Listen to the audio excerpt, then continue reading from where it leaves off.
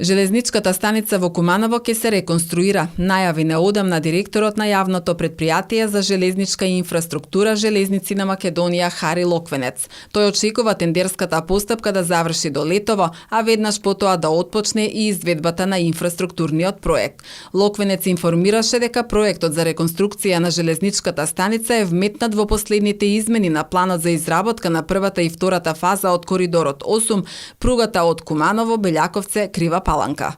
Направивме напори со последните измени на планот за изработка на првата и втората фаза на коридорот 8, пругата од Куманово до Белјаковце и до Крива Паланка, ставена во работните задачи, ставена и реконструкцијата на железничката станица во Куманово. Сето тоа нормално во соработка со градоначалникот на Куманово како иницијатива и како потреба нештото да се случи. Со проект на ИПА програмата изминатиот период беа реконструирани 10 железнички станици во државата, потенцираше Локвенец.